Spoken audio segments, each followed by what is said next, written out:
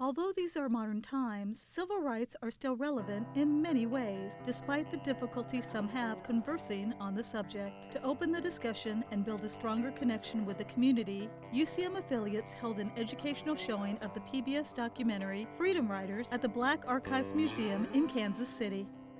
The Created Equal series, America's Civil Rights Years, was a grant that my department received from the Gilder Lehrman Institute for American History and the National Endowment for the Humanities. Part of that grant meant that we would discuss the designated films and develop relationships with the community partners. Since I serve on the board of the Black Archives, we decided that it would be a great idea to partner with the Black Archives of Mid-America and show one of the 4 films here in Kansas City to get our students, our faculty, our staff, and the wider community involved in the discussion.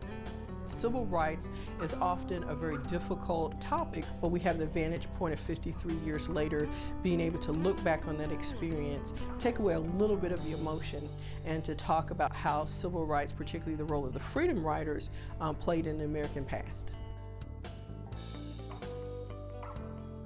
Well, my purpose today in the panel discussion was to highlight the role of women in the freedom rights movement. So many times, even as late as 2014, the role of women in history is still a lot of missing pages. So I wanted people to be aware of the role of women in the freedom rides.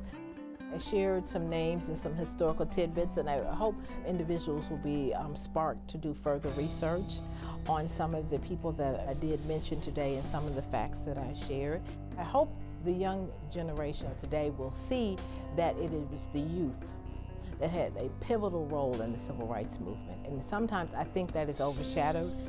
A lot of the panelists talked about was the role of the youth and the role of women. Those are things that we still need to think about today. In the case of the civil rights movement, and particularly this film, The Freedom Riders, 22 years old, a woman named Diane Nash being a leader and a force in this particular movement. And Martin Luther King was only 26 years old when he began his leadership role in the civil rights movement. Malcolm X was gone at 39, Dr. King was gone at 39. One person can make a difference. Don't feel that you cannot. We've had students in public relations intern here. We have students every semester that work in the archives and do research on topics related to African American history, so they can actually come here to the district, meet people, conduct oral history interviews, and look at historical documents. Students at the University of Central Missouri have an opportunity to make a difference in their communities with whatever the issue of the day is for them. I appreciate the fact that the parent said that she had brought her 3 children today, so that made me feel good that there was a parent that realized the importance of bringing and exposing their young person. And hopefully my comments will encourage other people to realize that it is important for them to instill in their young people and to bring them to events like this and to institutions like this so that they can learn their history. I wanted different generations. I wanted different perspectives. We had a secondary school educator. We had a civil rights activist and politician. We also had scholars and educators. And I think the audience was really, really very pleased. We were pleased with the turnout. I think we had near 100 people. And again, it was a very diverse audience, different ethnicities, different ages. As said, one of the parents brought her children. So I thought it was very successful.